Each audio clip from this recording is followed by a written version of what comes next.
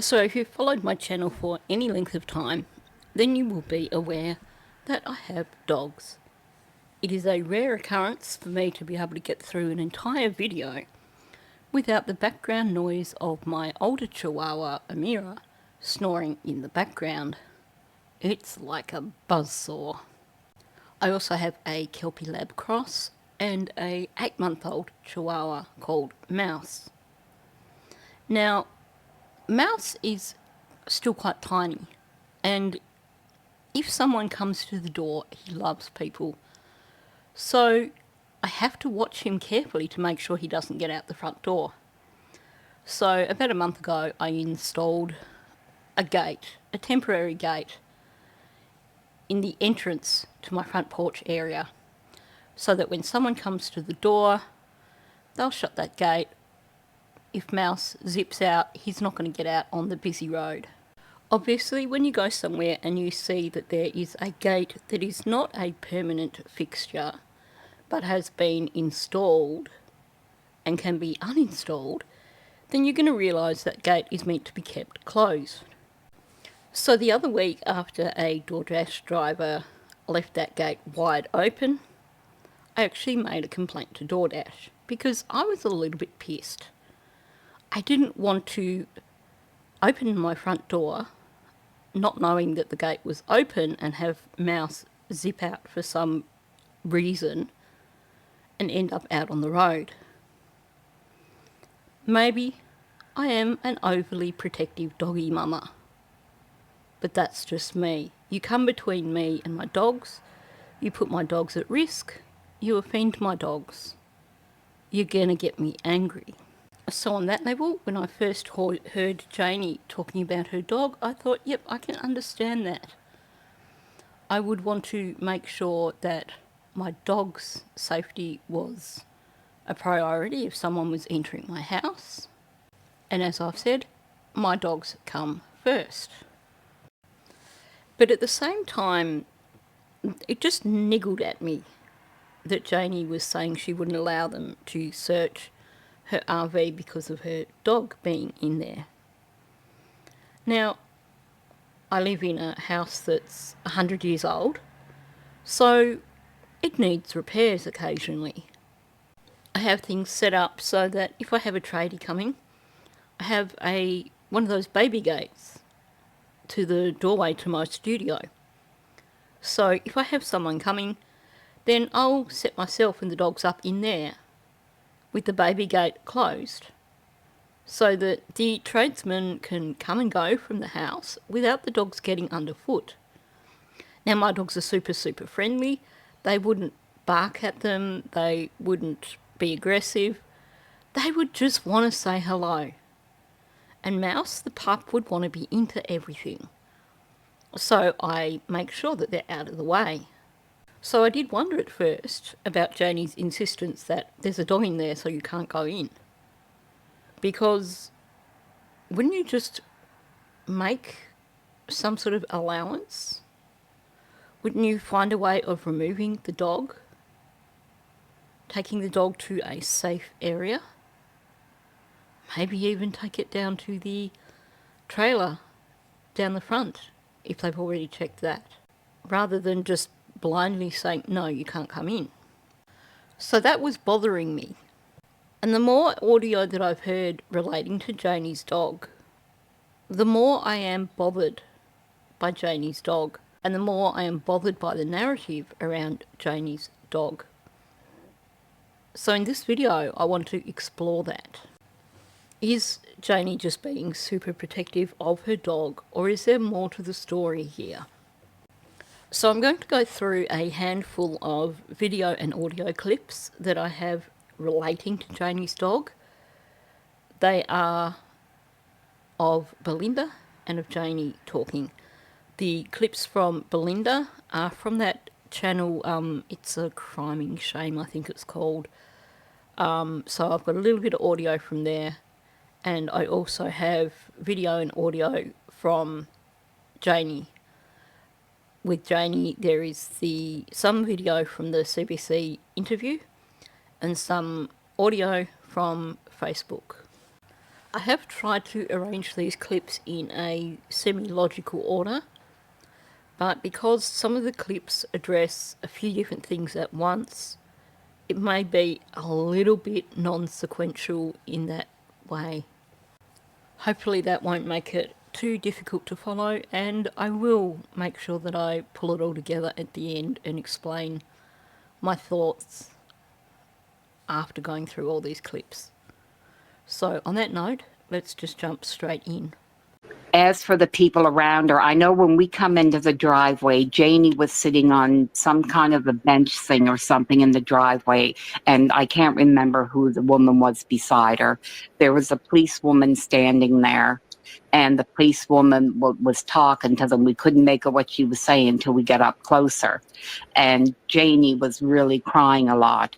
And this woman was saying to her, "It's okay, Mom. They're not blaming you. They just want to look in your trailer. They're not blaming you. They just need to make sure that there's nothing in the trailer." And she went on to say that there was nothing in the trailer. She didn't want them around her dog. And the policewoman told her that she was impeding an investigation and she would have to get a search warrant. And then I thought, well, we'll just continue on into the trailer. That was the only thing I found just a little strange, that I was wondering what that was all about. Now, I'm going to surmise that Belinda actually arrived quite some time into this conversation. Why am I saying that?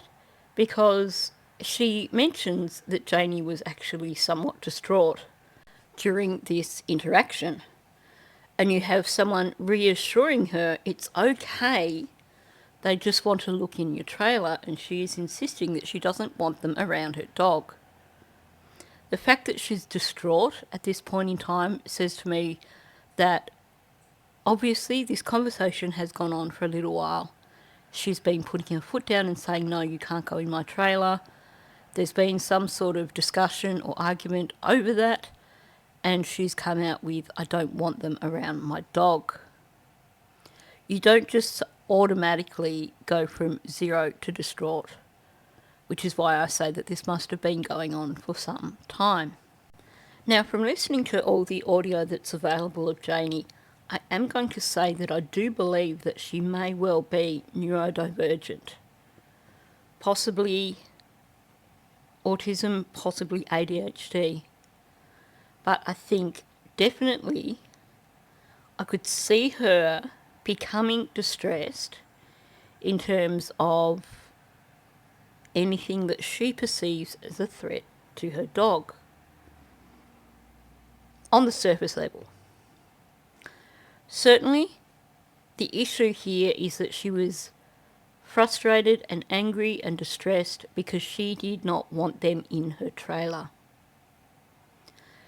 Now, obviously, the solution would have been, as I've said, to remove the dog from the situation. It seems that this is not something that was being considered at the time. Is it possible that Janie was too distraught to consider alternate arrangements? Or is it possible that the dog was just an excuse for not allowing them to search her trailer at the time? We have the account of the officer telling her, you're obstructing if you don't allow us to search the trailer. We have, from Janie's own words, that they didn't do the proper search of the trailer till the following day when they came back, presumably with a warrant. Now, here's the thing. I would imagine that this Officer Mason or Constable Mason, this is not their first rodeo. So to be asking, I'd like to search in here, and being told, no, there's a dog in there, are they really going to go, okay, well, we've tried to argue the point, we'll leave it, and we'll go back to the office, we'll sit down, we'll do all the paperwork to get a warrant to search inside this RV, and then we'll come back with more people the following day after we get this warrant? No, that's not going to happen. So even if Janie was too distressed to see other solutions here, you can bet that the officer, if Janie's there saying, you can't search my RV because my dog's in there, you can bet that the solution that would have been offered immediately by the officer would have been, okay, can you please remove your dog from the van so we can search it? So her claiming that the only reason that they weren't allowed to search was because her dog was in there doesn't make sense.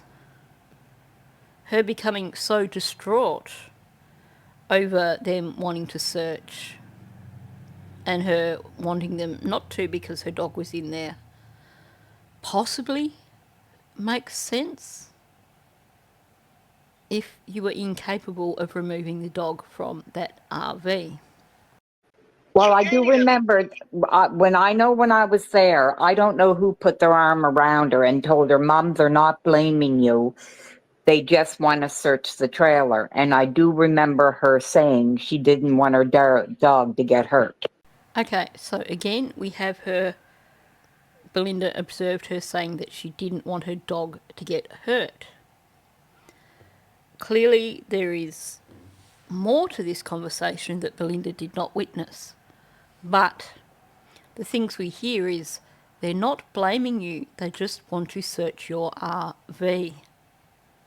And then she comes out with the excuse of she doesn't want her dog to get hurt. That to me suggests that the issue here definitely is her not wanting them to go into her trailer, regardless of the dog. It sounds like they have said, we need to search your trailer.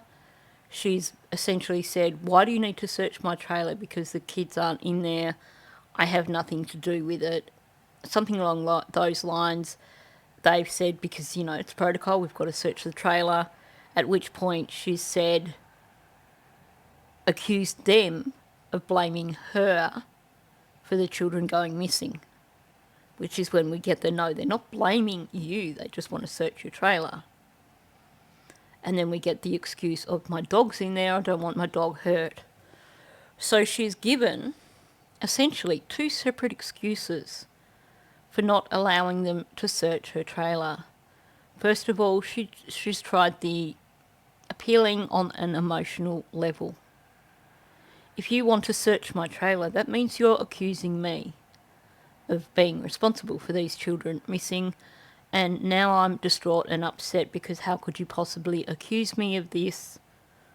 Don't search my trailer because now you've upset me. It is emotional manipulation, pure and simple, saying that they are blaming her for the children being missing. When that failed, she went for the, I don't want you going in there because there's a dog in there. And then appealing for the welfare of the dog. So it actually sounds here like the first excuse actually wasn't the dog being in the RV, but rather that she had nothing to do with it, so why do they need to search it? So let's go on and listen to what Janie had to say about all this. She told me that if I interfered in her investigation, she'd have me removed off the property.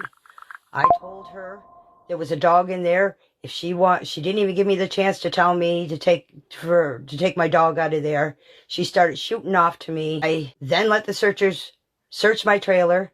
Malaya let them search my trailer. And on Sunday morning, Mason and 3 other people come in and searched my trailer. They even checked my washer spinner.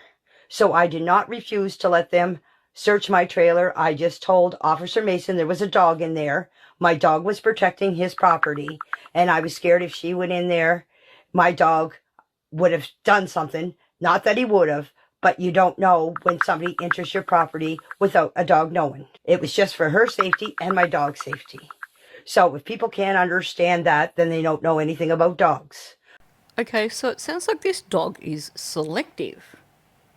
She's saying that, on one hand, she's saying, this officer didn't even give her the opportunity to take her dog out of the RV, which doesn't sound like it was actually discussed.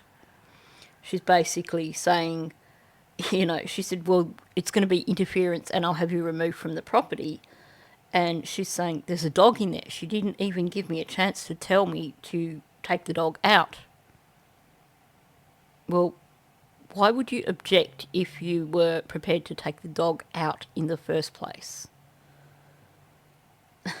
And she goes on to say that she then lets searchers search her RV. And Malaya let them search her RV. Well, how does that work? She didn't want this Officer Mason searching the RV because she had her dog in there. But then she was happy to have searchers come and search her RV. And then, without her knowledge, Malaya also allowed searchers to search her RV. That doesn't make sense to me. Because if you are not allowing people into your RV because of your dog, then shouldn't that be across the board? You would be reluctant to allow anyone into your RV because you have your dog in there. If you are going to allow one person to search your RV, why not allow the other person? And where was the dog when the searchers were searching in her RV?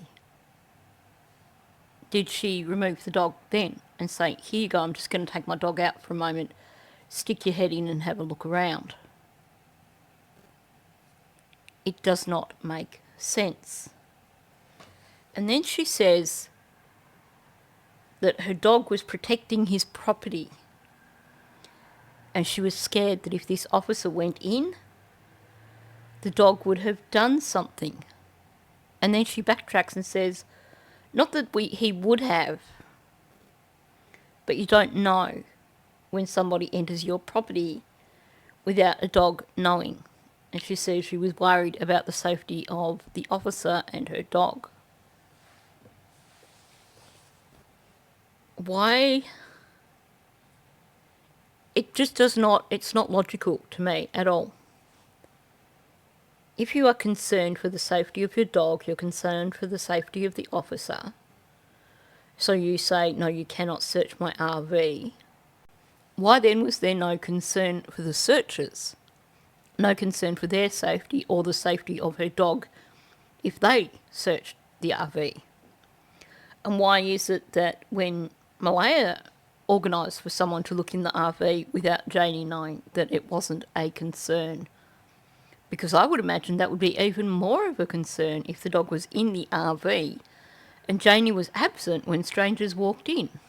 I mean, if you're concerned that your dog is going to do something, then shouldn't that concern apply to any person who enters your RV, not just this one particular officer?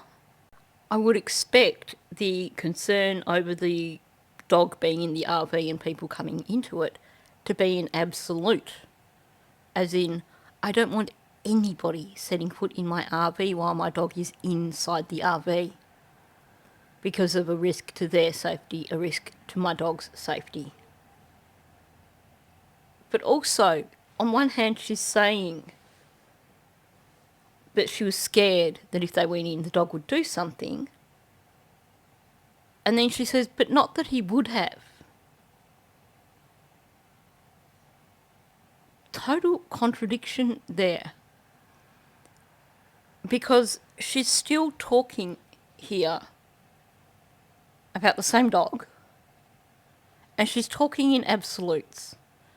She's scared that if someone went in, the dog would do something.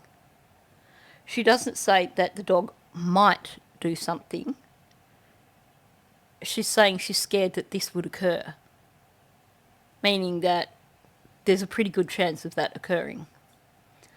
Same again, not that he would have. That is an absolute as well.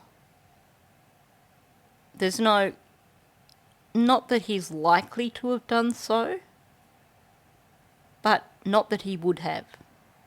There's no ifs in there, there's no likelies, perhaps, maybes. It's an absolute. So she's got two absolutes that don't match. One absolute, if someone goes in there, he would do something. The other absolute is that he won't do anything. Now, I get the point when she says you don't know when somebody enters your property without a dog knowing. Okay, but that would only apply in terms of if you weren't there. Dogs are pack animals, and to them, we are part of their pack. So when someone comes to your house, they basically take their cues from you. So if someone comes to your house and, unless you've got a neurotic dog, then if you let that person in your house, the dog is likely to be accepting of them. Unless there is something seriously disturbing about that individual and your dog loses the plot, at which point it's probably a good time to encourage that person to leave really, really quickly. It's only when the dogs perceive someone as being an intruder because you, the alpha, has not welcomed them in that they may react. And that's easy to fix. Janie was on the property. They weren't asking to go into the RV without Janie at least somewhere nearby.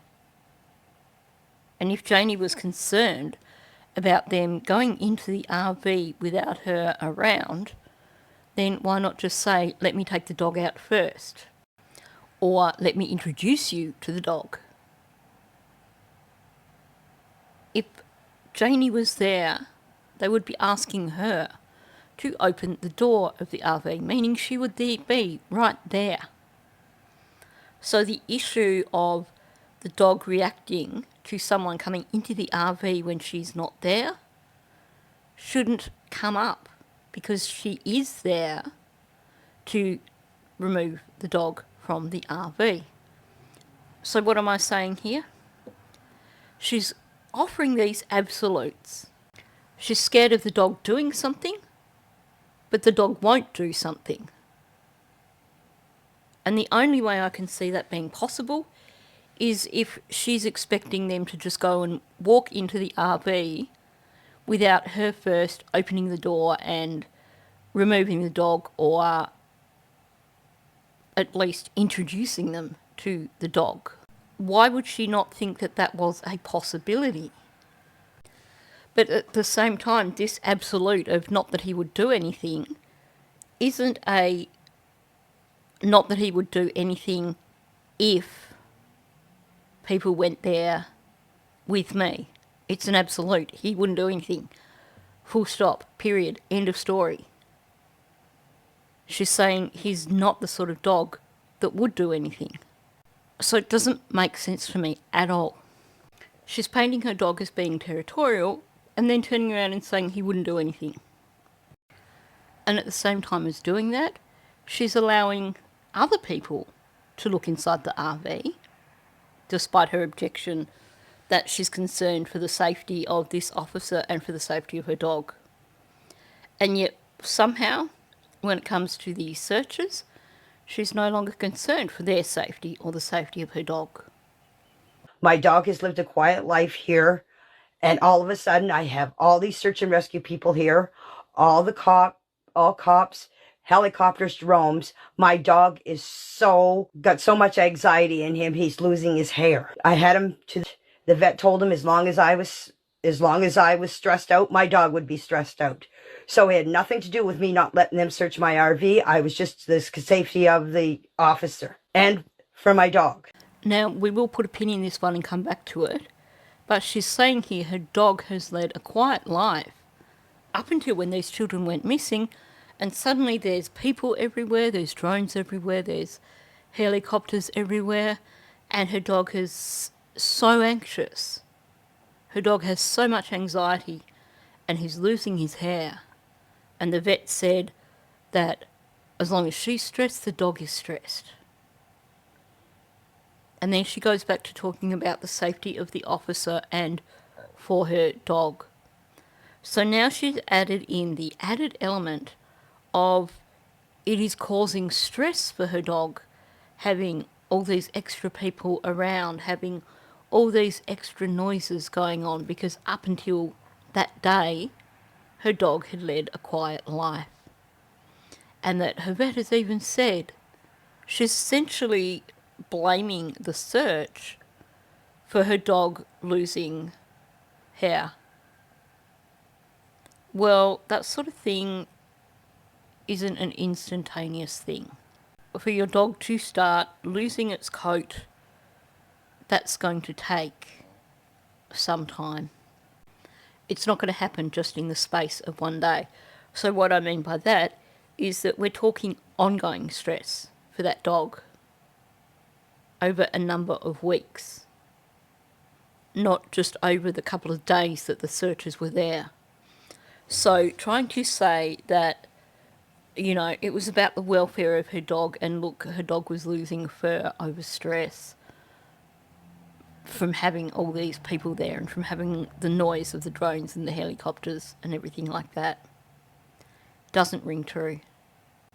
As for the claims of the dog's had a quiet life up until when all these searchers turned up, put a pin in that, we're going to come back to that. On Friday, I had search and rescue check my trailer. The reason why is this officer Mason was going to come into my trailer, and I said, there's a dog in there. She said to me, if you interfere in our investigation, I will have you removed from the premises. That's all I was saying to her, is there was a dog in there. And the reason why I said that is my dog, this is his property. And as I said, if my brothers or my family come and they knock before they come in here. My dog is not a vicious dog, but it is his property. He knows people that come here. He did not know Officer Mason. And the reason why I said there was a dog in there is so she would not open the door and something happened. So after that incident happened, I got search and rescue. I think his name was Rick, to come. Him and 3 searchers came and searched this trailer. Again, she's arguing that she didn't want this Officer Mason to search her RV because of her dog. She said, all I was saying was there's a dog in there. And the reason I said this is it's his property. My family know to knock before they come in here. Now, when I hear someone say that, you know, this dog, this is his property, to me that is them saying he is territorial. And if you come in uninvited, he's going to become aggressive. But then she's still talking in these absolutes. This is his property. He's not a vicious dog. Well, if he's not a vicious dog, what is he going to do then in defence of his property? Because if he's not vicious, then you shouldn't be concerned about someone entering the RV. She's saying that her family knock before they come in. Well, that suggests that she needs to restrain the dog when they come in. And yet she's saying when the dog knows people, it's okay. And she uses that, she says that they know to knock when they come in, as her way of saying that she didn't know what would happen if Officer Mason just opened the door and something would happen. She's not making sense here. If this dog is used to people that it knows, then people that the dog knows needing to knock before they come in suggests to me that she's saying she has to restrain the dog before they come in.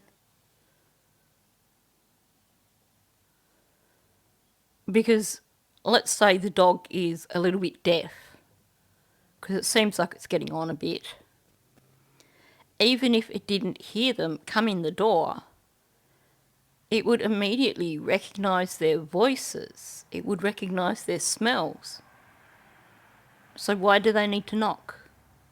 The knock would be to alert her, in my opinion. So it is not making sense here. Either the dog is vicious, and she needs to restrain it even when family come, or it's not vicious. And how is it that this dog that is apparently so anxious and so territorial apparently would not allow a single officer to go in and search the caravan or the RV, and yet she then had a searcher with 3 other people go in? Well, wouldn't that be even more alarming for the dog to have multiple people go in? And these are not people that she knew, because she says the searcher, I think his name was Rick. So it's not someone that she knew. She's not sure of what his name was. She thinks it was Rick, but she's not certain. So we have a dog that's territorial, but he's not vicious. He knows people who come here. Well, if he's not vicious, then how does this territorial show up? If territorial means he's just barking, well, from what I heard, he was barking all damn day. Maybe this dog suffers from split personality disorder, and you just don't know whether it's going to be the dog that is super territorial and aggressive, or the dog that is not vicious. And then I heard afterwards that Malaya let people in here to search the trailer. So this trailer was searched twice on Friday, and it was searched again on Sunday morning because Officer Mason came with 3 people, and she asked me to take my dog out of the camper, which I did, and they searched this trailer. Okay, so Officer Mason turns up on the Sunday, and then Janie happily removes her dog from the trailer so the officer could search. Clearly, like I said, the fact that the officer has come back 2 days later, and I said 1 day later, but maybe, I don't know, maybe Janie is getting her days muddled up, but either way, Officer Mason came back on a later day, either the day after or the day after that, because clearly she went away and got a warrant. Like I said, you're not going to go to the effort of going and getting a warrant simply because you didn't think to ask someone to remove their dog from the property when they're telling you that the reason you can't enter their property is because their dog is in there. It's not logical. So, especially now that we have Janie saying, and I did remove my dog so that she could go in. So it's not an issue of her being unable to remove her dog and put it elsewhere. It was an issue of her not willing to remove her dog from the trailer until they came back with that warrant. So to me, there seems to be 2 questions around this dog. Firstly, the question of why couldn't she just remove it that first day to allow the officers in there to search, and why was she then on that first day able to allow searchers to search in there and then still have Officer Mason come back with a warrant 1 or 2 days later? The other question with the dog is, why are we getting these absolutes? The dog is territorial. You never know what the dog will do. The dog might do something, well, the dog is likely to do something bad. Not even likely, the dog will do something bad if you go in there. But the dog's not vicious. She's saying different things here in terms of the temperament of the dog. Why would the dog be content to allow searchers that it didn't know to go in and have a look in the RV when she's just told Officer Mason, you can't come in and search my RV because of my dog. It's going to be a problem. Did the dog tell her, I don't like those people there, don't bring them in? Yeah, okay, those people, yeah, they look fine. Because if a dog is going to be aggressive towards strangers, it doesn't differentiate. It is going to be aggressive towards strangers. If it is going to be territorial when there are strangers around, it doesn't differentiate. It is going to be territorial around strangers. And if the dog is not vicious, then it's not suddenly going to become territorial and vicious just because of one particular person, unless that person is behaving in a way that the dog perceives as threatening. And then even the sweetest dogs may well become territorial and possibly aggressive. My dog, Taka, my Kelpie Lab Cross, she is the sweetest dog I've ever come across. I got her when she was 1 year old. She was a dog's home dog. And I think it was the day after I got her, I was in a kind of a country town area, and I had her on a lead on the street, and this little toddler who could barely walk spotted her, and their eyes lit up and they wanted to say hello. And before I could respond, this toddler had gone over to speak to Taka and was patting her, and then lost their balance and grabbed her ears to get their balance. And Taka just sat there and put up with it. And yet another time, I had her on the beach, and this is something I've rarely heard from her. She gave this bark that is different from any other bark I've heard her do, and I call it her stranger danger bark because it did sound aggressive. And straight after she let out that bark, this guy shot up from behind a sand dune and ran off. And Taka had been reacting to him. So I can understand even the sweetest dogs will become territorial and protective. But this is not what she's talking about here. She's not talking about someone threatening her. She's simply talking about someone going to her RV. And on one hand, she's happy for these searchers to go in, but on the other hand, apparently Officer Mason can't. My dog does not like Lily's loud scream, just like any dog would not like Lily's loud scream. I can't stand Lily's loud scream.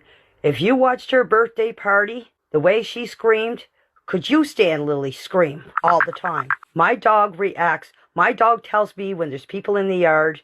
My dog tells me when the kids are outside. My dog is really sensitive because he's so used to being all alone here for the last for whenever the kids showed up here 2 years ago.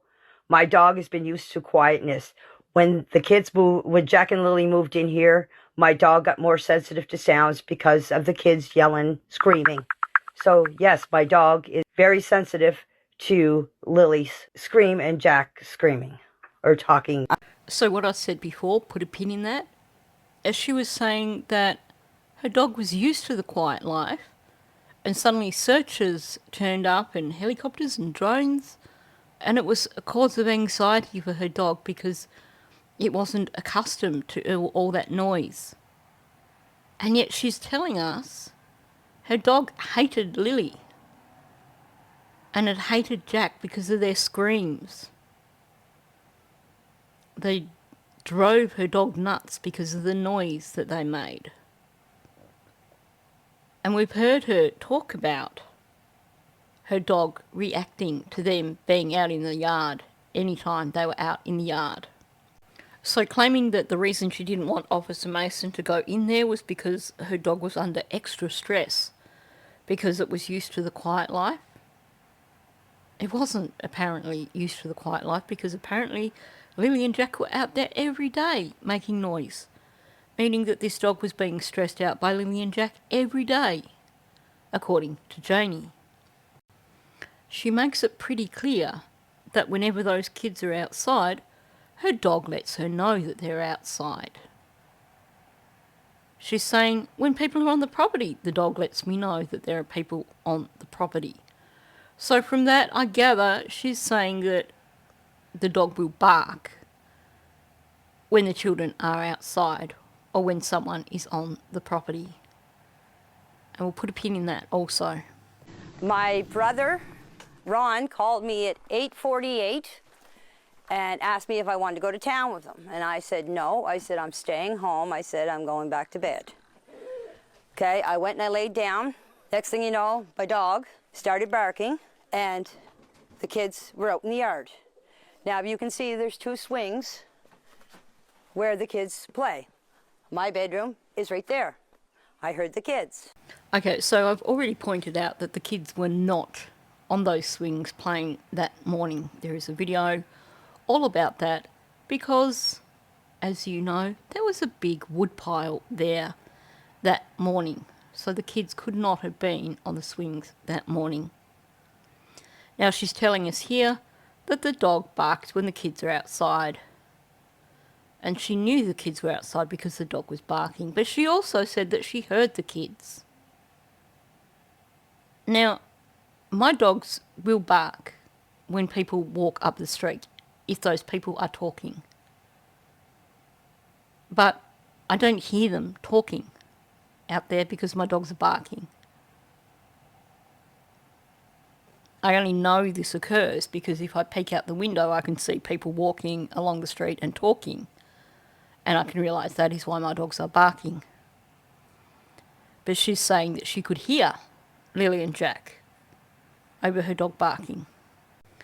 But she's basically telling us here that when there is any sort of disturbance, if it's the children or if there's someone on the property, then she knows that is going to occur because the dog is barking.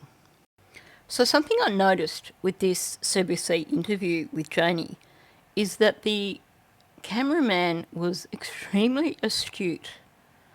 I'm going to say that this cameraman did know the case. They were familiar with the case and they were also paying attention to what was being said by Janie. Either the cameraman or the person editing the video and basically matching it up to the audio. But I will say that first of all, the cameraman was the one that got the shots in the first place. Whether or not they aligned with what was being said at the time or whether that was later put in by an editor, there are a lot of things. If you go back through that interview, there are a lot of instances where the video editing actually gives you a bit of insight and highlights instances where Janie has been less than truthful. And we get that happening in this moment. Because the cameraman took the time to film Janie's dog sitting inside the RV. Now, yes, he's panting, and when dogs pant, that can either be anxiety or happiness. Based on what Janie's saying, I'm going to say anxiety. So that dog maybe has a little bit of separation anxiety. It doesn't like when Janie goes away and leaves it. But can we just acknowledge here, this dog that Janie tells us is territorial and tells her when there are people on the property, there is an interviewer there. There is a cameraman there. There is a cameraman who is close enough to be filming that dog in the window of the RV. And that dog is not barking That dog has his eyes closed. He flicks them open a little bit and looks out at the cameraman, but they're not wide open. Everything about that dog's body language there says to me that dog is aware that the cameraman is out there. It is aware that there is a person talking to its owner, but it's not overly bothered by the situation. It's not lunging at the window, barking. It's not even barking. Its eyes aren't even that much open. At most, the dog is displaying a little bit of anxiety with its panting. And this is the same dog that she's worrying about allowing an officer into the RV. This is the same dog that she claims is territorial. Well, it's certainly not acting territorial at this point in time. Do you feel as if the finger has been pointed towards you and Daniel? Yes, I do. Because I live on the property. Come on. Do you think you're... Now, you can tell that the cameraman is right there at the gate to that yard when she brings the dog out of her RV. What does the dog do? The dog just hops out of that door, doesn't pay any attention whatsoever towards the cameraman, doesn't act aggressive, doesn't bark, doesn't even look at the cameraman. And yet she claims that this dog is aggressive and territorial, but it won't hurt anyone. Now, either that dog was sedated on the day that this interview was done, or Janie's not being entirely truthful with us about her dog. Because the dog I see here in this video is not a dog that I would be concerned about in terms of allowing an officer to go in and search the RV. She didn't have that dog on a lead bringing it out of the RV when there was a cameraman on the other side of the gate. That dog just happily hopped out of the RV with her. No care in the world. Didn't show any aggression to the cameraman. I don't know where the interviewer was. Maybe she was alongside the cameraman. Who knows? No sign of aggression. No issues with removing the dog from the RV.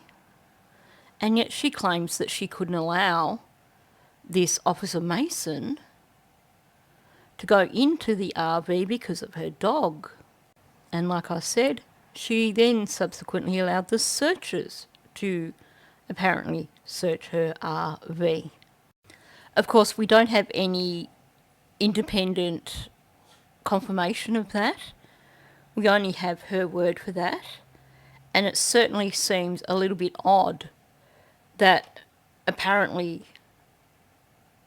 Officer Mason couldn't search the caravan, but these searchers could. So it certainly makes me question if she just threw that in afterwards because people were saying about her not wanting the caravan or the RV searched. And honestly, I question whether or not members of the search party would have actually gone inside that RV to search, knowing that that was a job to be done by the RCMP. Because to me, that seems like something where had she said to them, well, you guys come and look in here, then if you were being professional, you would turn around and say, look, I'm sorry, but that's not part of our job. It's our job to be out there, boots on ground, up in the woods looking for these children. You need to allow the Mounties in there. So I do question whether or not this apparent search by searchers actually occurred, because to me it seems like a bit of a breach of protocol. And from what I gather, these are all members of volunteer search teams that have a code of conduct that they are expected to follow. And also, legally, they wouldn't have a leg to stand on if they were to go in there and discover something. So it seems highly unlikely for that to have occurred. If, as she says, Malaya let someone in there to search the RV, again, that clearly wasn't the RCMP, because they had to come back with a warrant. And if they came back on the Sunday, Malaya had already gone.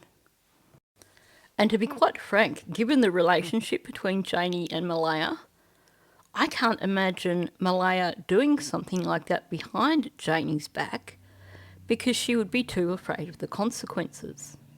So I suspect that the RV was not searched by anyone until the Mounties came back one day or 2 days later with their warrant to do their search.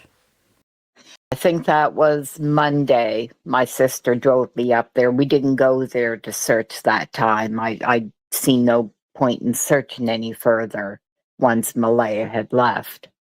I wanted to go and I wanted to speak to Daniel. And it wasn't until after I left that I noticed there was no dog barking. But I had asked Daniel when I was there anyway. That was not the thought. When I was there, I asked Daniel what kind of a dog his mom had.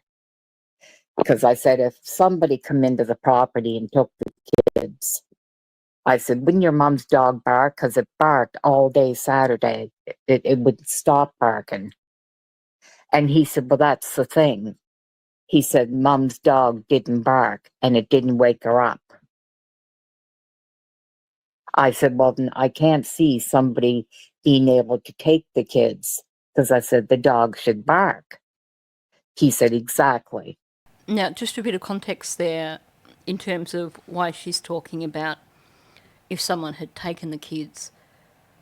This was on a panel with that Sunny woman, and this is when they were pushing Dingbat's story of Malaya putting the children in a car with someone and the children being taken away, which now we know has been completely debunked, and that Dingbat was actually pushing an agenda. And having gone back and listened to some of what he said, I actually want to address that. Now that we know that it is BS, I want to address it in the context of knowing that it is BS and listening to exactly what he was saying. But that's not what I want to talk about here. So the context of this is Belinda using a little bit of critical thinking and a bit of logic, which seems to be lacking from a lot of other people when it comes to this case. And her questioning of Daniel, well, if someone did take the kids, how come the dog didn't bark? But here's the thing that stands out to me in this conversation here. She's referring to going back to the property on the Monday. Now, in that full clip, she talks about when she arrived, and Janie confronted her and wanted to know who she was. And Daniel said, oh, that's Cody's mother. And like she said, she'd gone there because she wanted to talk to Daniel.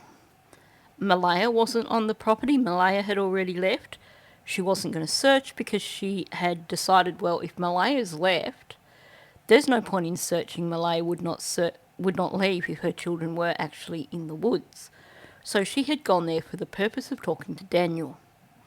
She basically confirms that Janie is there on the property because she says earlier in this conversation that Janie had confronted her like, who are you? But what she's saying here is that on that day when she went there and spoke to Daniel, she didn't hear the dog. And she points out that it was really odd because the dog barked all day on the Saturday when she was there. Now, you could say, well, maybe Janie had gone somewhere and taken the dog with her on the Monday when Belinda was there, and that's why the dog wasn't barking. But Belinda has already established that Janie was there because she said Janie was like, you know, who are you? So the dog was actually present on the property on that Monday, the day when Belinda went there, and the dog didn't bark at all. This dog supposedly barks anytime there is a stranger on the property. Well, that's apparently only the second time that Belinda went there, and the dog wasn't barking. And yet the dog barked all day on the Saturday. Something does not add up with this dog at all. You have Janie saying, you can't go and search in my van because my dog's in there and it's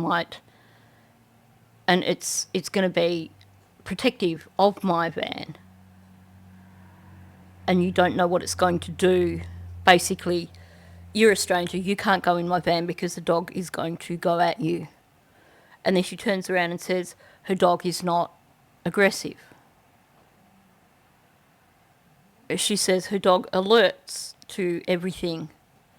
And yet Belinda was there on the Monday and the dog was not alerting at all. You had a camera crew and an interviewer there. The dog did not alert at all. The dog didn't even react in an aggressive way towards them. Now, I want to go back to the statement that Janie says that she said to this Officer Mason in terms of why this Officer Mason could not search her RV. She said, there's a dog in there. Every other time, Janie references her dog specifically. My dog gets anxious. My dog is not aggressive.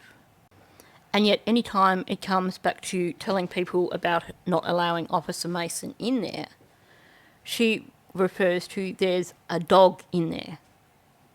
Not my dog's in the RV or my dog's in there, but there's a dog in there. So we have a dog who is apparently territorial and aggressive, that at the same time is apparently not aggressive. We have a dog that apparently barked all day on the Saturday, and yet on the Monday didn't bark when Belinda was there. And when the crew from the CBC were there, didn't react, didn't pay any attention to them. Could it be that the reason that none of this seems to add up is because she's referring to two different dogs? One of them being her dog, the other one being another dog that she's not willing to mention. Now, I haven't actually found sources for myself, but I keep hearing people talking about Justin having a big dog. And what's interesting is that not only are we hearing very, very little about Justin, and we have this confusion over whether or not he may have been living on the property at the time, but there's also not a lot of discussion about his dog either. Justin and his dog are a bit of an enigma. Now, when you add on to that this account of Justin crying on the same day that Janie was crying, and now I said in my previous video that that wasn't verified, but I had a few comments after I put that video out by people saying actually Belinda did say that at a later date, that she did witness Justin crying So in actual fact, Justin was crying on the day that Belinda was there. So we have a family who are doing their best to not talk about Justin. We have a family who are not talking about his dog. We have Justin, a grown-ass man, who was crying, and Janie's only excuse she can give is that he was crying because she was crying, and he was crying because he was sad about Lily and Jack. And we have these contradictions from Janie when it comes to her dog. So my question is, what dog was in the RV on the day that the RCMP wanted to search that RV? Was that actually the reason she wouldn't allow them to search the RV? And if so, is it because she didn't want people to know that that dog existed? Is that dog aggressive? Is it possible that something could have occurred involving that dog? This is all speculation. But like I said, from day one, all the accounts regarding Janie's dog, all the insistence of talking about her dog, about not allowing the RCMP to search her van because of the dog. Like I said, yep, it could just be that that was an excuse to not allow them to search the RV. Or maybe it was a plan to not allow them to search the RV. Let's put this aggressive dog in there so that they can't go in. And if it is an aggressive dog, I doubt it was Janie's dog. Things are not adding up here at all. There's definitely information that's been left out here. And I think the story's been skewed a little bit. So my question is, what's the real story here? So on that note, I'm going to finish here. I'm really keen to hear your thoughts on this. So thanks for listening. If you are new to my channel, please subscribe. Also, please hit that like button and please leave a comment below. I'm really interested to know your thoughts. So thank you, and I'll catch you in the next one. I begin to wonder